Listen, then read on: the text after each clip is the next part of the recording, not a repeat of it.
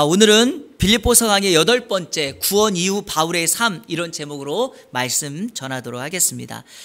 지난 주일 바울의 매임, 그러니까 바울의 고난과 복음 전파의 진전에 대한 말씀을 함께 나누었습니다. 우리 그리스도인들에게 있어서 고난은요, 은사가 되어서 그 은사로 타인을 섬길 수 있는 기회를 만든다 말씀드렸습니다. 바울이 감옥에 갇히게 되자 바울에 의해서 빛을 못 보았던 사람들, 그러니까 소외되고 한 곳에 있었던 사람들이 이때다 싶어서 자신의 영향력을 행사하기 위하여 순수하지 못한 동기로 그리스도를 전파하는 모습을 살펴보았습니다. 여러분 기억나시죠? 네, 감옥에서요, 그러한 소식을 들었던 바울의 입장을 한번 생각해 보십시오. 아마도 적자는 실망과 분노를 느꼈을 것입니다. 그런데요, 바울은 그러지 않았습니다. 바울은 오히려 거칠애로 하나 참으로 하든 그리스도가 전파된다라는 고백을 하였고, 그것으로 인해서 자신은 기뻐하고 앞으로도 기뻐할 것이라 피력하고 있습니다. 세상의 힘이 아닌 그리스도께 매인 인생, 그리고 그리스도께 매인 사명자의 참된 모습을 우리는 바울에게서 볼 수 있습니다. 저는 우리 성도님들 또한, 그리고 저를 포함한 우리 모두가 바울과 같은 그리스도께 매인 사명자의 삶을 살아가야 될 줄로 믿습니다. 오늘은요, 바울이 자신에게 임할 구원을 생각하며 구원 이후에 어떠한 삶을 살아갈 것인지에 대한 바울의 다짐에 대해서 함께 말씀을 살펴보도록 하겠습니다. 사랑하는 성도 여러분, 대체적으로 일반적으로 사람들은요, 자신에게 어떤 큰 사건이 일어나게 되면 그 경험으로 인하여 자신의 가치관이나 사고가 바뀌는 것을 볼 수 있습니다. 한 가지 대표적인 예를 하나 들어보겠습니다. 세계 부의 상징이었던 뉴욕의 쌍둥이 빌딩, 즉 무역센터가 있습니다. 그런데 이 센터가 이슬람의 무장단체에 의해서 비행기로 한순간에 무너지는 것을 우리는 지켜보았습니다. 그렇게 거대하게 높고 높았던 빌딩이 하루아침에 제로 상태, 그러니까 운동장처럼 평평하게 된 상태가 되었습니다. 그래서 여러분, 사람들은 세계 무역센터에 무너졌던 그 장소를 이렇게 부릅니다. 그라운드 제로, 그라운드 제로. 그러니까 땅이 그냥 제로가 되었고 마치 운동장처럼 평평하게 되었다라는 것이었습니다. 제가 미국에서 공부할 때 이곳에 방문했던 적이 있었는데요, 그 그라운드 제로 옆에 사람들이 죽은 사람을 추모하기 위하여 이렇게 추모 장소가 있습니다. 그리고 그 그라운드 제로 땅이 얼마나 넓은지요, 거대해요. 상상할 수가 없어요. 이 평평한 땅이 정말 저렇게 높은 빌딩이었을까라는 생각이 들 정도로 높았습니다. 그런데 그 건물이, 쌍둥이 빌딩이 순식간에 무너져 버린 거죠. 이 사건은 세계 패권을 장악하고 있었던 미국 사람들의 가치관을 완전히 바꾸어 놓았습니다. 이슬람 무장장 단체에 대한 분노도 있었겠지만 그거보다 백성들, 특별히 미국 사람들이 생각한 건 이거였습니다. 세상의 부와 명예는, 내가 가진 모든 권력은 순식간에 하루아침에 사라질 수 있다라는 것이었습니다. 여러분, 이와 관련된 성경을 한번 찾아보겠습니다. 야고보서 4장 13절 이하 쭉 읽으면서 제가 한번 설명해 드리겠습니다. 한번 보실까요? 들으라, 너희 중에 말하기를 오늘이나 내일이나 우리가 어떤 도시에 가서 거기서 1년을 머물며 장사하여 이익을 보리라 하는 자들아. 무슨 말이냐면, 이제 우리가 계획을 해서 이제 어느 곳에 가서 1년 동안 장사해야 되겠다, 이 계획을 하는 사람들이 있다는 것입니다. 14절, 내일 일을 너희가 알지 못하는도다. 너희 생명이 무엇이냐? 너희는 잠깐 보이다가 없어지는 안개다. 그렇게 계획을 하고 있는 사람에게 말합니다.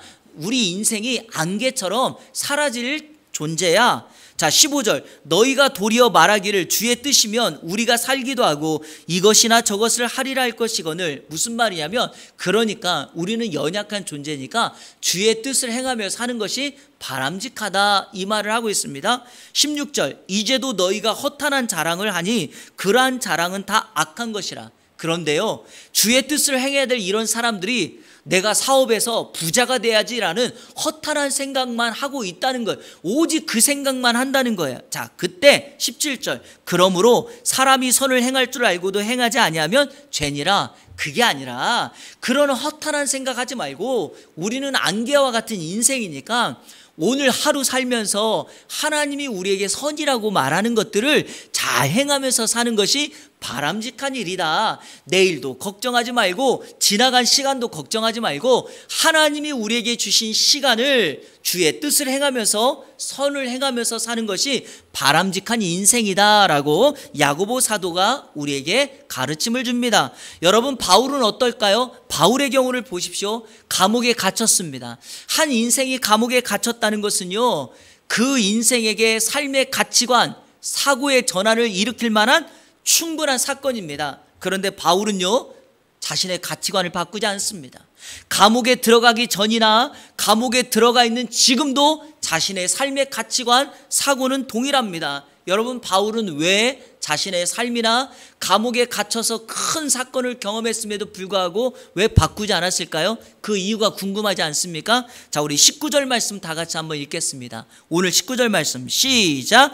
이것이 너의 간구와 예수 그리스도의 성령의 도우심으로 나를 구원에 이르게 할 줄 아는 거로. 자, 좀 더 쉽게 이해하기 위해서 새번역 성경으로 다시 한번 읽어보겠습니다. 새번역 성경으로 시작. 나는 여러분의 기도와 예수 그리스도의 영의 도우심으로 내가 풀려나리라는 것을 압니다. 예, 바울은 자신에게 임할 구원을 생각합니다. 그런데 이 구원이란 단어가 오늘 키워드인데요, 이 단어를 두 가지로 2차적으로 해석합니다. 자, 1차적으로는 이 구원이라는 말은 새번역 성경 번역처럼 지금 감옥에 있는 바울이 감옥에서 풀려날 것이다, 구원받을 것이라는 1차적인 의미고요. 2차적으로는 이 구원이라는 말이 영혼의 궁극적인 구원입니다. 다시 말해서 죄인이었던 우리가 예수 그리스도의 십자가의 구속으로 말미암아 구원을 얻고 오늘 이 땅에서 구원을 이루는 성화의 삶을 살다가 궁극적으로 예수 그리스도께서 계신 그 천국에서 연합하는 사건, 이것을 의미하고 있습니다. 감옥에 갇혀있는 바울이 자신의 어려운 사건에도 불구하고 가치관을 바꾸지 않았던 이유가 바로 여기에 있습니다. 만약에 내가 감옥에서 풀려나지 않는다면 나는 그리스도의 사도로서 그냥 이 감옥에서 주님의 복음을 증거하다가 궁극적으로 주님과 연합하는 구원을, 궁극적인 구원을 얻을 것이며, 만약에 내가 이 감옥에서 풀려난다면 감옥 밖에 가서 사람들에게 동일하게 주의 복음을 전할 것이니까 바울은 성도로서, 사도로서, 목회자로서 자신의 가치관의 정체성을 바꾸지 않고 있다는 것입니다. 이해가 되십니까? 사랑하는 여러분, 우리의 삶의 가치관이나 사고를 바꾸지 않으려면 그 사람에게 임하는, 그 사람에게 주어진 자신의 정체성이 분명하면 됩니다. 우리 주변을 한번 둘러볼까요? 사람들마다 어떤 큰 사건을 경험할 때마다 삶의 가치관이 바뀌는 것을 많이 보게 됩니다. 아까 말했던 것처럼 쌍둥이 빌딩이 무너지니까 사람들은 세상의 부나 명예나 물질이 전부가 아니라는 생각을 합니다. 물론 어떤 사건을 경험한 다음에 궁극적으로, 긍정적으로, 적극적으로 삶이 바뀌어서 내가 이제 더 열심히 살아야 되겠다, 이런 사람들도 있지만 대부분의 사람들은 그렇지 않습니다. 자, 우리 성도님들은 어떠합니까? 하나님의 자녀라고 하는, 성도라고 하는 정체성이 분명합니까? 그러면 내가 성도이고 하나님의 자녀라는 정체성이 분명하다면 지금 코로나와 같은 막 바뀌는 환경과 변화 속에서도 나의 삶의 가치관이나 나의 삶의 사고는 전혀 바뀌지가 않습니다. 왜냐? 우리는 바울처럼 하나님의 자녀이니까요. 바울처럼 하나님이 그리스도께서 우리를 붙들어 준다는 분명한 사실을 알고 있기 때문입니다. 그러므로 우리는 여전히 오늘도 뭐합니까? 살아계신 하나님께 영과 진리로 예배하는 것이 내 삶의 목적이며, 때를 따라 가장 좋은 것을 주시는 하나님께 기도하며 감사하며 하루하루를 살아가는 것이 바로 저와 여러분의 삶인 줄로 믿습니다. 코로나가 멈추지 않는다고 자꾸만 한국을 떠나야 된다라고 말하고 집에만 치과하고 누구를 만나지도 않고, 아니 하나님 앞에 특별히 예배하는 성도들의 입장에서 신앙생활을 너무나도 소극적으로 부정적으로 한다면 그게 우리의 바른 태도이겠습니까? 그러나 바울은 그렇게 살지 않았습니다.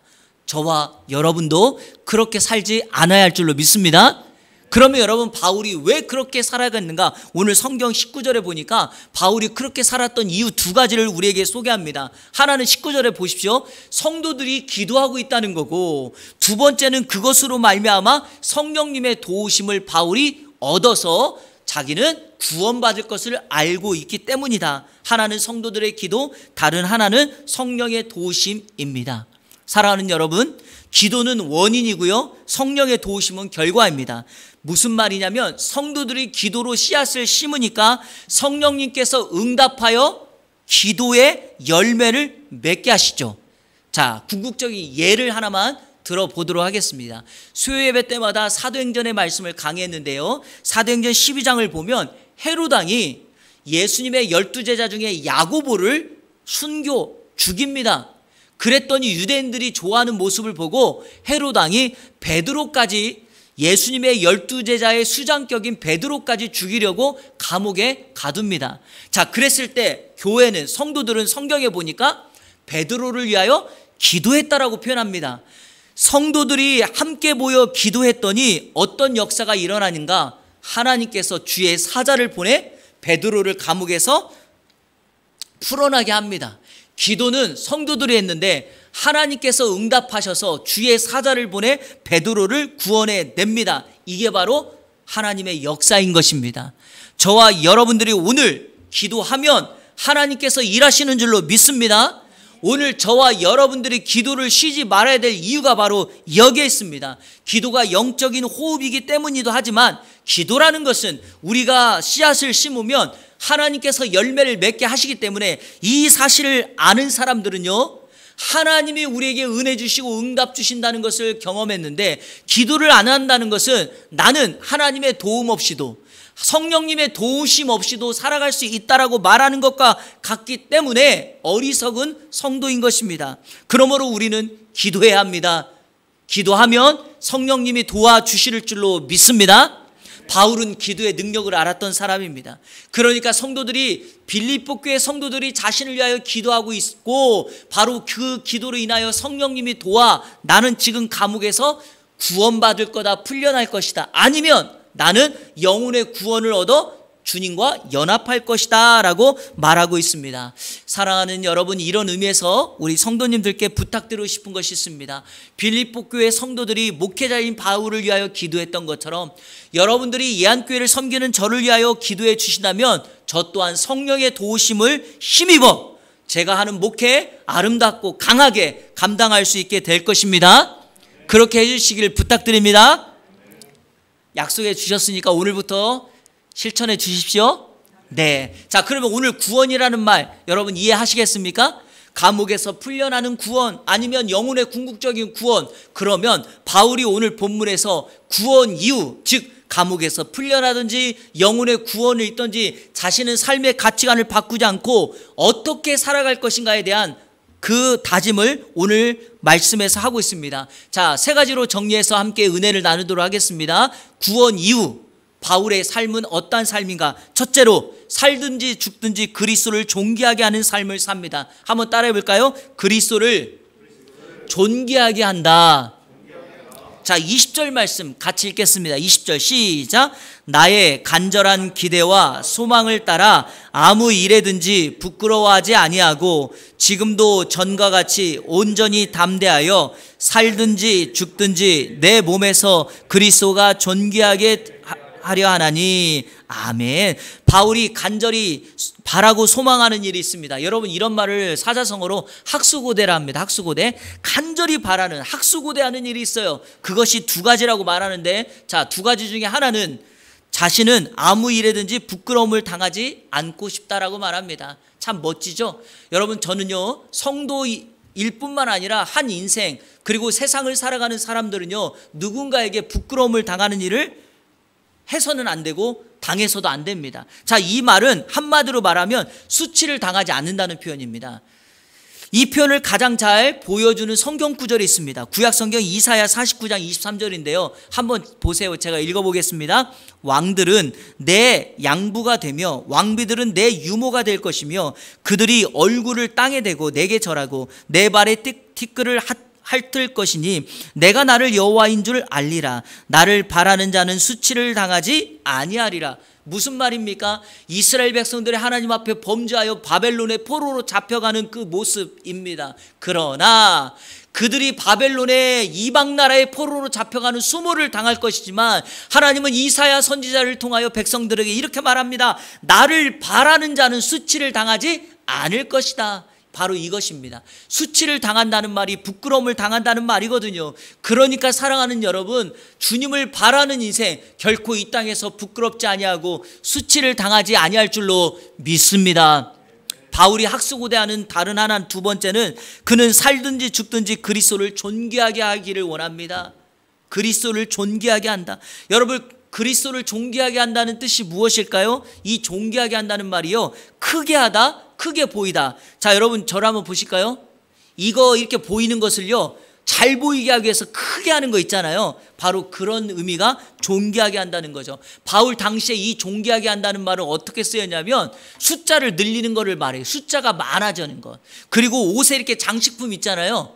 장식품을 이렇게 크게 달아요. 몸에 장식품을 달아서 누군가가 그거를 잘 보이게 만드는 거죠. 그러니까 존귀하게 한다는 말이 무엇입니까? 우리가 신앙생활에서 그리스도를 존귀하게 한다는 것은 나는 작아지고 예수 그리스도를 크게 보이게 하는 거죠. 나는 죽고 예수 그리스도가 사는 삶을 이야기하는 거죠. 갈라디아서 2장 20절에 말하는 것처럼 내가 그리스도와 함께 십자가에 못 박혔나니 그런즉 이제는 내가 사는 것이 아니요 오직 내 안에 그리스도께서 사시는 것이라. 이제 내가 육체 가운데 사는 것은 나를 사랑하사 나를 위하여 자기 자신을 버리신 하나님의 아들을 믿는 믿음 안에서 사는 것이라. 사랑하는 여러분, 그리스도를 존귀하게 한다는 말은 나는 죽고 나는 줄어들고 그리스도로 살고 그리스도를 보여주고 그리스도를 흥하게 하는 삶, 바로 그것이 그리스도를 존귀하게 하는 삶인 줄로 믿습니다. 저는요, 설교를 준비하다가 이런 생각을 해보았어요. 바울이 그리스도를 존귀하기 위해서 자신이 쓴 서신 있잖아요. 바울이 자신이 쓴 서신에 반복적으로 강조하고 있는 단어, 자주 쓰고 많이 쓰는 단어가 그리스도, 예수 이런 말이거든요. 그 이유를 한 가지 알겠어요.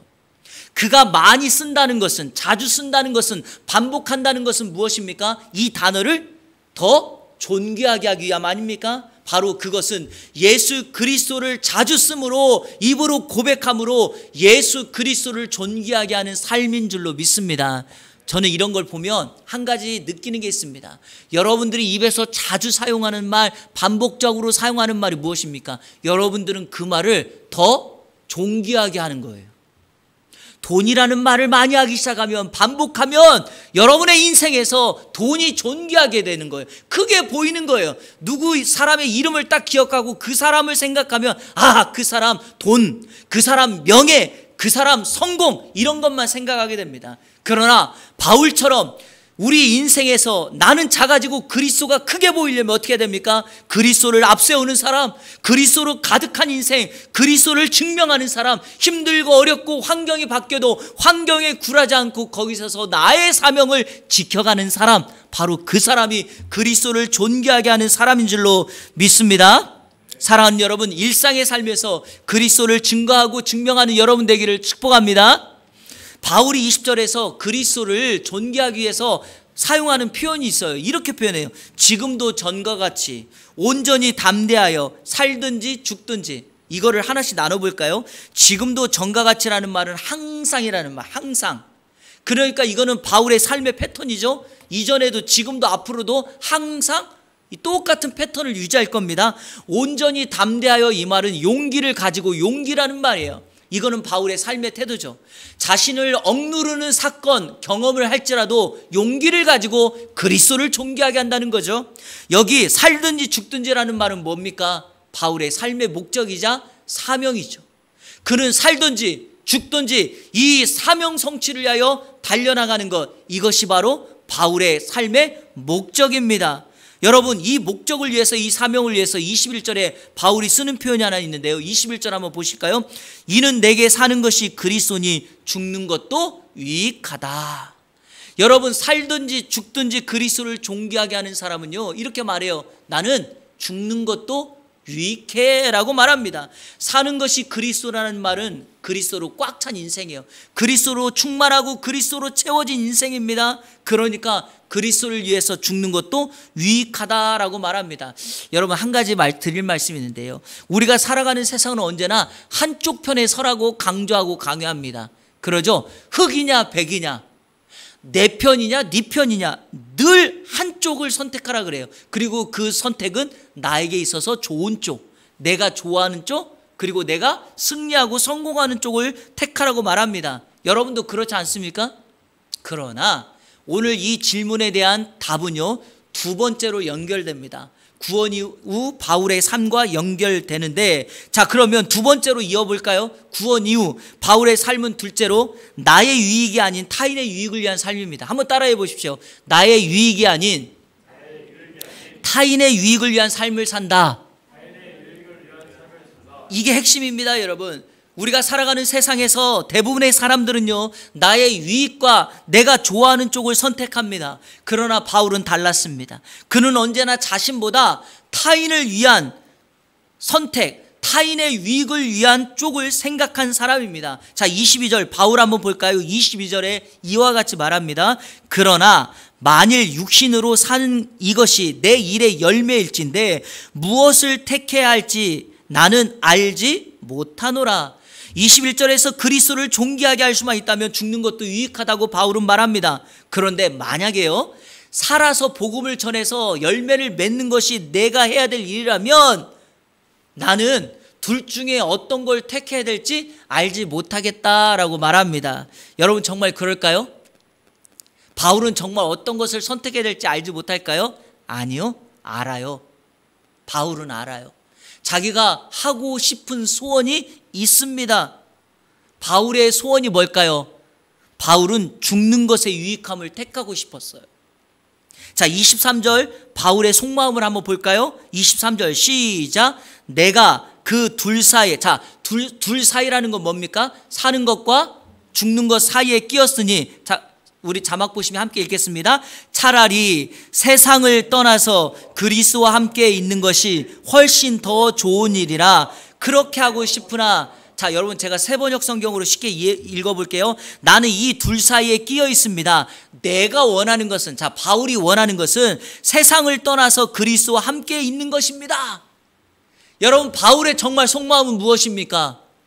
이 세상 떠나서 주님과 함께 하는 것입니다. 오늘 우리가 배워야 될 중요한 교훈, 중요한 포인트가 여기 있습니다. 목회자로, 성도로서 나 자신의 유익만을 추구하는 삶을 살지 않아야 합니다. 그게 바로 성도, 그게 바로 목회자, 하나님의 자녀의 참된 모습입니다.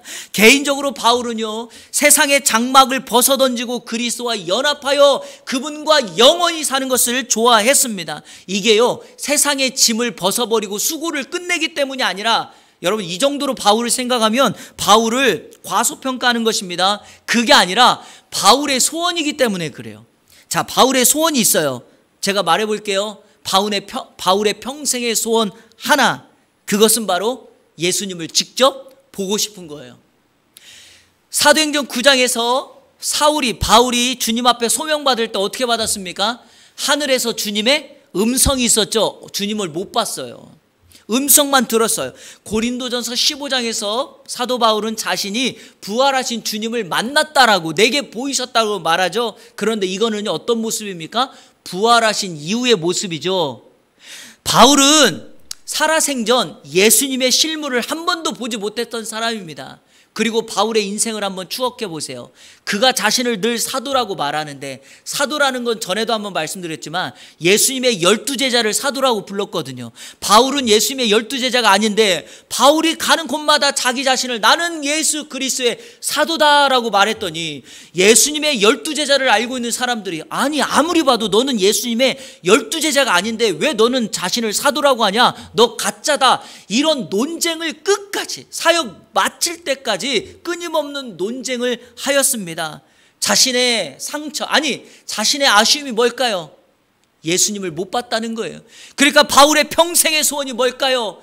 내가 이 세상을 떠나 예수 그리스도와 연합하여 그분을 만나 그분을 대면하여 그분과 교제하는 것, 그분과 함께 직접 바라보며 손에 그리고 발에 못 박히고 창에 받힌 그 흔적을 보고 그분과 연합하여 살고 싶은 마음, 이게 바울의 소원입니다. 그래서 바울은 나는 이 세상을 떠나 주님과 함께하고 싶다는 것이 그의 속마음이에요. 자, 질문해 봅니다. 만약 여러분이 그렇게 할 수 있다면, 바울의 입장처럼 그렇게 선택할 수 있다면, 여러분이 충분히 그 선택을 해도 누가 뭐라고 하지 않는다면 여러분은 그렇게 선택하겠습니까? 당연히 하죠. 누가 뭐라고도 안 하는데. 그러나 바울은 자신의 유익 쪽을 선택하는 것이 아니라 성도들에게 훨씬 더 좋은 일을 선택했다는 거죠. 이게 바로 성도의 바른 자세이고 오늘 이 땅을 살아가는 하나님의 자녀들의 삶의 특징인 줄로 믿습니다. 자, 24절을 읽을 텐데요, 23절의 마지막과 연결해서 한번 읽어보겠습니다. 자, 그렇게 하고 싶으나, 이게 무슨 말이에요? 세상을 떠나 그리스도와 연합하고 싶으나 내가 육신으로 있는 것, 즉 사는 것이 너희를 위하여 더 유익하다. 너희가 누구예요? 빌립보 교회 성도들이며 확대해서는 이 땅을 살아가는 하나님의 복음을 들어야 될 사람들이죠. 바로 그들을 위하여 바울은 이 땅에 육신을 가지고 살아가는 것이 더 필요하다, 유익하다라고 말하고 있습니다. 사랑하는 성도 여러분, 힘든 여정, 인생의 여정에서 바울과 같은 목회자를 만나고 바울과 같은 리더, 멘토, 그리고 바울과 같은 부모, 바울과 같은 동역자, 바울과 같은 친구, 이런 사람 만난다면 내 인생에 얼마나 안정감을 누리겠습니까? 그 사람을 만나면 늘 자기의 유익보다는 우리의 유익을 택하여서 우리의 유익을 쫓아가는 그런 친구가 있다면 얼마나 좋겠습니까? 저는 여러분들이 그런 친구가 되어주기를 부탁드립니다. 요즘 때 아닌 우리 사회에 무속인 스승 논쟁이 회자되고 있습니다. 그런데요, 이걸 보면 제가 한 가지 느끼는 게 있어요. 한편으로는 참 세상이 허망하다라는 걸 느끼면서도 저는 다른 한편을 봅니다. 그 다른 한편이 뭔지 아세요? 사람들은 세상에서 진정한 리더, 진정한 멘토를 찾고 있다는 거예요. 그러니까 우리가 예수 그리스도를 증거해야 될 이유가 바로 여기에 있죠. 예수님을 만나면 삶이 바뀝니다. 예수님을 만나면 살아납니다. 예수님을 만나면 세상의 짐을 내려놓고 새로운 삶이 시작되고 영혼의 구원을 일으킬 줄로 믿습니다. 그래서 이 세상의 진정한 멘토가 누굽니까? 점입니까? 무속입니까? 돈입니까? 명예입니까? 그게 아니라 진정한 구원자이신 예수 그리스도, 자신보다는 이 세상의 인류를 위한 타인의 삶을 사셨던 예수 그리스도, 그리고 그 예수를 닮아 예수의 길을 따르는 사도 바울처럼 자신의 유익이 아닌 타인의 유익을 위한 삶을 살아가는 멘토를 만날 수만 있다면 그것이 진정 이 민족과 사회를 살릴 수 있는 비결인 줄로 믿습니다. 저와 여러분 그렇게 살아가는 이번 한 주간 되기를 축복합니다. 마지막 세 번째, 구원 이후 바울의 삶은 기쁨과 자랑할 것을 풍성하게 만들어주는 삶을 삽니다. 한번 따라해 볼까요? 자랑을 풍성하게 만드는 삶. 자, 바울을 보십시오. 바울은 결과적으로 자신의 뜻을 내려놓고 너희와 함께 하겠다라고 결단합니다.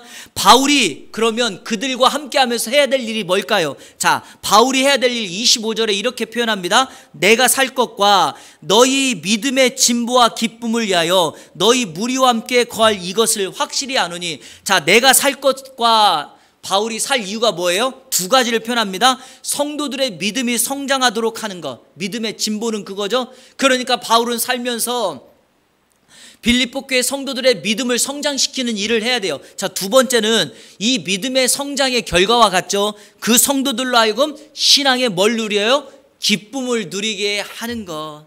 믿음의 성장은 원인이고 기쁨은 성장의 결과죠. 우리의 신앙생활 가운데 믿음이 성장해서 그리스도와 충만한 인생을 살아간다면 그의 삶에 기쁨이라고 하는 성령의 열매가 맺힐 줄로 믿습니다. 갈라디아서 5장에서 말하는 것처럼 이 기쁨, 희락이라고 하는 것은 성령의 9가지 열매 아닙니까? 예수 그리스도로 충만하고 성령이 나를 지배하면 내 안에 기쁨의 열매가 맺혀지기 때문이죠. 제가 개인적으로 이 부분에서 많은 도전을 받는데요, 목회자 바울의 사명은 오늘 이안교회를 목회하는 저의 사명과도 같지 않습니까? 그러니까 성도들로 하여금 믿음의 성장을 만들어내고 그 결과로 우리 성도님들이 어떠한 환경에서도 기쁨의 삶을 누릴 수만 있다면 그것이 진정한 목회자 바울의 사역이었습니다. 저는 여러분들이 믿음 성장하여 기쁨의 삶을 살아가게 되기를 축원합니다. 마지막으로 26절 다 같이 읽겠습니다. 26절 시작. 내가 다시 너희와 같이 있으므로 그리스도, 이해가 되십니까? 자, 새번역 성경으로 제가 읽어볼게요. 내가 다시 여러분에게로 가면, 자, 빌립보로 가면 여러분의 자랑거리가 그리스도 예수 안에서 나 때문에 많아질 것입니다. 바울로 인하여 자랑거리가 많아지게 될 것이다. 여러분, 이 자랑거리, 성도들의 자랑거리가 많아진다는 말을 두 가지로 해석할 수 있습니다. 하나는 하나님의 은혜로 바울이 감옥에서 타협하지 않고 복음을 전하며 살아서 빌립보로 돌아온 것을 보고 목회자 바울을 자랑하기 시작합니다. 사람들에게 우리 목회자 봤어? 우리 바울 목사님 봤어? 하나님의 은혜로 감옥에서도 굴하지 않고 이렇게 살아서 여기까지 왔어. 바울을 자랑하죠. 자, 두 번째 자랑거리가 있죠. 두 번째로 해석해도 돼요. 이게 뭡니까? 바울이 돌아온 걸 보고 봐봐, 우리 바울 선생이 바울 목사님을 예수 그리스도께서 붙여주셨어, 살려주셨어, 지켜주셨어. 그러니까 누구를 계속 자랑합니까? 예수님을 자랑하기 시작하죠. 그러므로 성도들의 자랑거리는 목회자 바울이며 그를 살려낸 예수 그리스도입니다. 그러니까 성도들은 둘 다 자랑거리가 될 수 있죠. 목회자인 저는 여러분들을 자랑하고 여러분은 목회자인 저를 자랑하고 예수 그리스도를 자랑할 수 있다면 그 교회가 빌립보 교회 같은 교회가 되지 않을까요? 기억나시죠? 제가 빌립보서를 처음 설교할 때 설교하는 이유 중에 하나가 뭐라 그랬습니까? 우리 이안교회가 빌립보 교회처럼 되기를 원한다는 소원이 있다 그랬죠? 그러면 우리는 이 말씀 붙들고 그대로 순종하면 되는 거죠. 말씀을 맺겠습니다. 제가 설교를 시작할 때 사람들은 큰 사건을 경험하면 삶의 가치관이나 사고가 바뀐다는 말씀드렸죠? 예외적으로 바울은 감옥에 갇히는 사건을 경험했음에도 불구하고 자신의 가치관을 바꾸지 않았다라고 말합니다. 제가 오늘 설교의 결론으로 한 스포츠 이야기를 할 텐데 이 스포츠가 우리 인생에 찾아오는 인생의 문제와 고난의 문제를 우리가 어떻게 대처하여 그 마지막 목표점까지 끝까지 끌고 갈 것인가를 설명하는 것입니다. 자, 여러분, 이번 도쿄올림픽에서, 도쿄올림픽 아시죠? 1년 연장해서 올림픽이 열려졌죠. 처음으로 채택된 스포츠가 하나 있어요. 그게 바로 뭐냐? 서핑이라는 거예요. 서핑 아시죠? 파도를 타면서 이렇게 하는 운동입니다. 지난달 7월 27일 서핑 최종 결승전이 열렸는데 두 선수가 결승전에 올라갔습니다. 한 선수는 일본의 이가라시 가노아라는 선수이고요. 다른 한 선수는 브라질의 이탈로 페이라라는 선수였습니다. 자, 이 결승전을 중계하던 우리나라 송민 해설위원이 경기 시작을 앞두고 이 두 선수, 일본과 브라질 선수의 삶의 이야기를 잠깐 했는데, 자, 먼저 일본의 가노아 선수는 이렇게 말했습니다. 이 사람이 태어날 때부터 엘리트 코스를 밟은 유능한 선수다. 탁월하고 기술이 뛰어나다. 브라질의 페이라 선수는 빈민촌에서 태어나서 아버지가 어부였는데 서핑을 구할 수가 없어서 아버지가 만들어준 아이스박스 뚜껑으로 서핑을 시작한 선수였다. 이렇게 말을 했습니다. 자, 결승전이 있었던 7월 27일에는요, 일본의 8호 태풍 네파탁이 강타하였습니다. 그래서 서핑을 하기가 참 쉽지가 않았습니다. 파도가 엄청나게 거셌고요. 여러분 태풍이 일면 물속에 있는 부유물 있죠. 쓰레기 같은 게 막 떠올라가지고 서핑을 제대로 할 수가 없었습니다. 자, 두 선수 가운데 일본의 가노아 선수는요, 자기가 지금까지 탔던 파도의 높이, 파도의 모습과는 다르고 태풍이 불기 시작하자 시간을 지체하며 정말 서핑하기가 어렵다며 게임을 포기하여 버렸습니다. 그런데 이에 반해 브라질의 페이라 선수는요, 삶의 특징이 어떤 선수냐, 한 번 파도를 타기 시작하면 어떤 파도가 오든지 간에 그 파도와 적응하며 최대한 노력하면서 파도를 타는 이 서핑을 마지막까지 완주하는 사람이었습니다. 결과적으로 어떤 일이 벌어졌나, 이 페이라 선수가 올림픽에서 채택된 서핑의 첫 번째 메달리스트, 금메달리스트가 되었습니다. 그리고 여러분 경기 후에는 사진에서 보는 것처럼 하늘을 향해 하나님 앞에 감사의 기도를 올렸습니다. 그런데 제가 이 말을 하려고 하는 게 아니라 정말 큰 감동은 두 선수의 경기를 보고 난 이후에 우리나라 송민 해설위원이 했던 말이 지금도 회자되고 있어요.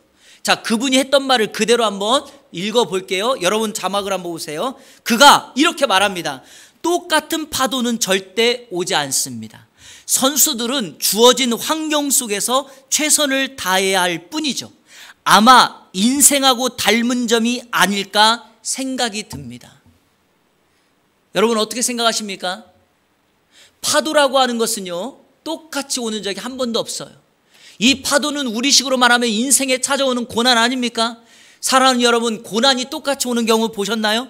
똑같은 시간에 오신 경우를 보셨나요? 인생의 고난의 파도는 늘 옵니다. 그러나 동일하지가 않습니다. 그러나 문제는 내가 그 고난의 파도를 타고 마지막까지 성도로서, 하나님의 자녀로서 내 사명을 성취할 수 있느냐 없느냐, 그것이 중요한 것 아니겠습니까?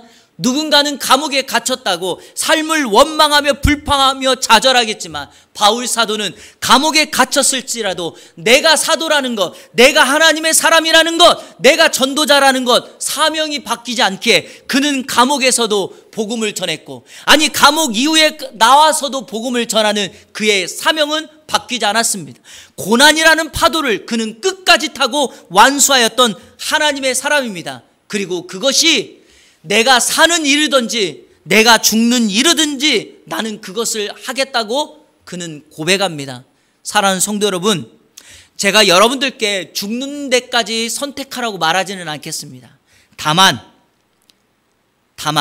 사건의 파도, 환경의 파도라는 것이 우리에게 주어졌을 때 여러분의 사명, 여러분의 가치관을 바꾸지 말고 성도로서, 하나님의 자녀로서 바울처럼 예수 그리스도를 더 크게 보이고 크게 보이게 만드는, 그리스도를 존귀하게 하는 저와 여러분의 삶을 이번 한 주간 동안 살아가시기를 주님의 이름으로 축원합니다. 축원합니다. 우리 시간에 함께 결단의 찬양 드리도록 하겠습니다. 좀 오래된 곡이긴 한데요, 오늘 말씀과 관련되어서 사나 죽으나 그리스도를 위한 삶, 그것이 우리의 간절한 소망임을 우리가 오늘 이 찬양으로 결단했으면 좋겠습니다. 우리 같이 고백하며 찬양하도록 하겠습니다.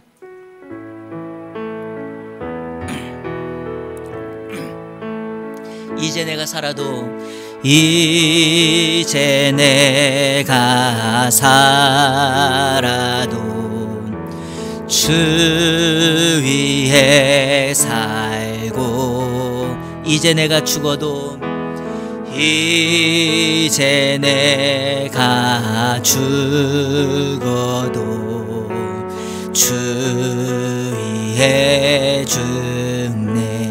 하늘 영광 보며, 하늘 영광 보여주며 날 오라 하네. 여러분 그때는 할렐루야 찬송하며, 할렐루야 찬송, 주께 갑니다, 주께 갑니다. 아멘. 그러므로 나는 사나 죽으나 주님의 것이요 사나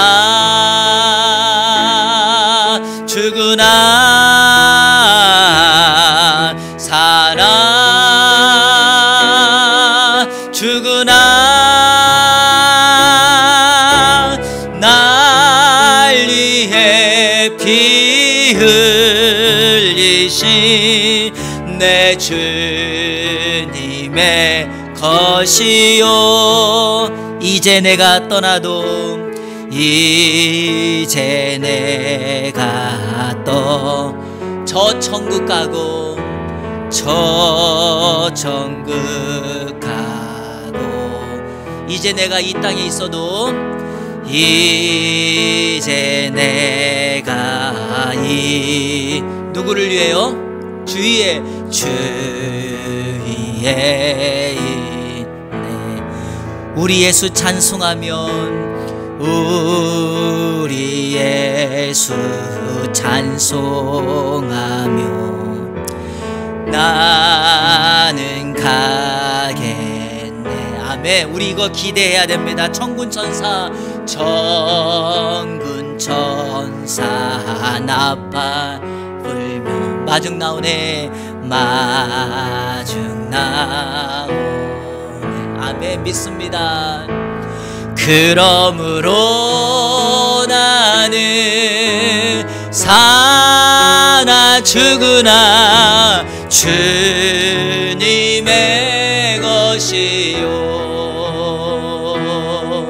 사나 죽으나 사나 죽으나 날 위해 피 흘리신 내 주님의 것이 우리 마지막으로 그러므로 나는 사나 죽으나 주님의 것이요 사나 죽으나 사나 죽으나 날 위해 피 흘리신 내 주님의 것이요. 아멘. 여러분 하고 싶은 것이 왜 없습니까? 누리고 싶은 것이 왜 없겠습니까? 그러나 예수 그리스도를 위한 삶은 그렇게 살지 않습니다. 바울은 이 세상을 떠나 우리 예수 그리스도와 함께 연합하여 교제하는 것을 원했지만 그에게 주어진 사명 때문에 이 땅에 남아 성도들을 돌보며 사람들에게 복음을 전하는 것이 필요한 것을 알았던 사람입니다. 사랑하는 성도 여러분, 우리 그렇게 살아야 됩니다.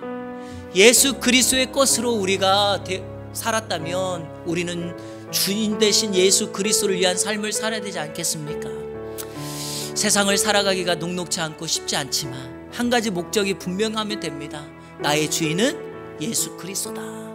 내가 사나 죽으나 바울처럼 예수 그리스도를 존귀하게 하는 삶을 살아갈 수만 있다면 주님이 내 편 되어 주셔서 이 힘든 여정 속에서 파도를 만나는 어려움 속에서도 우리는 그 파도를 타고 완주할 수 있다. 사랑하는 여러분, 파도가 심해도 그 파도 바르게 타면 우리 목적지까지 완주할 수 있습니다. 하나님의 은혜의 파도, 성령의 파도를 타는 우리 이안교회가 되기를 축복합니다. 그리고 우리 성도님이 되었으면 좋겠습니다. 우리 시간에 다 같이 결단의 기도를 드릴 때 하나님, 내 인생이, 우리 가정이, 우리 교회가 그리스도를 존귀하게 하는 삶을 살게 하여 주옵소서. 자랑거리가 되게 하시고 많은 사람들에게 희망이 되게 하시고 나중에 주님 앞에 섰을 때, 주님 나라 갈 때 천군 천사 마중 오며 나팔 불며 우리를 위하여 노래하는 그 모습을 보게 하여 주옵소서. 코로나 팬데믹에 좌절하지 않고 우리의 주어진 목적 따라 하나님 앞에 온전한 예배를 드리고 기도하며 감사하며 이번 한 주간도 살아가게 하여 주옵소서. 우리 이 시간에 다 같이 합심하여 기도합니다. 하나님 감사합니다. 오늘도 거룩한 주일을 구별하여 하나님께 예배합니다. 하나님, 구원 이후에 바울의 삶을 살펴봅니다. 살든지 죽든지 그리스도를 위한 삶을 살게 하시고 그리스도를 존귀하게 하는 삶을 살게 하여 주옵소서. 우리 예수님이 나의 자랑거리가 되게 하시고 목회자가 자랑거리, 성도가 자랑거리가 되게 하여 주옵소서. 무엇보다도 내 유익이 있지만, 내가 하고 싶은 일이 많이 있지만 그것 뒤로 하고 주님께서 원하시는 일, 주님께서 필요로 하시는 일, 많은 사람들의 유익을 위하여 나아가는 그 일을 행하여 나갈 수 있도록 도와주옵소서. 세상은 지금도 예수 그리스도 진정한 리더, 진정한 멘토를 원합니다. 예수 그리스도를 믿는 우리들이 세상을 향하여 바른 삶, 세상을 향하여 바른 모습으로 살게 하여 주옵소서. 코로나로 인한 어려움이 있지만 그것에 굴하거나 좌절하지 않게 하여 주시고 하나님을 온전히 예배하고 하나님 앞에 기도하고 내 삶을 바르게 살아나가는 삶을 살게 하여 주옵소서. 세상에 하나님 그 찾아오는 파도의 공격에 굴하지 않게 하시고 우리가 온전히 주님을 증거함으로 나아갈 수 있게 하여 주옵소서. 우리 사랑하는 성도들의 삶을 지켜주시고 자녀들과 일터와 사업장에 함께하여 주시고 기도의 제목에 응답하여 주시고 무엇보다 우리 이한교회에 함께하여 주셔서 하늘의 은혜를 경험할 수 있도록 인도하여 주시옵소서. 그래서 우리를 위하여 피 흘리신 예수 그리스도 그분을 증거하며 사나 죽으나 그분을 위한 삶을 살게 하여 주옵소서. 하나님 아버지 감사합니다.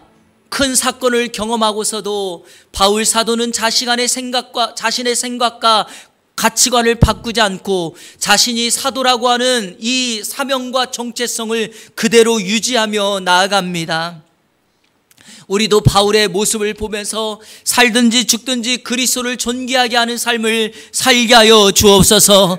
나의 유익이 아니라 타인의 유익을 위한 삶을 살게 하여 주옵소서. 자신으로 말미암아 성도들이 자랑거리가 되게 하시고 목회자가 예수 그리스도가 자랑거리가 되는 삶을 살게 하여 주옵소서. 세상의 고난이라는 파도가 우리 앞에 놓여온다 할지라도 우리는 그 파도의 고난에 좌절하지 않게 하여 주시고 환경을 뛰어넘는 정체성 그리고 하나님의 자녀임을 알아 온전히 그 마지막 목적지까지 완수하며 주님의 것임을 증명하며 살아가는 이 안의 성도들 되게 하여 주옵소서.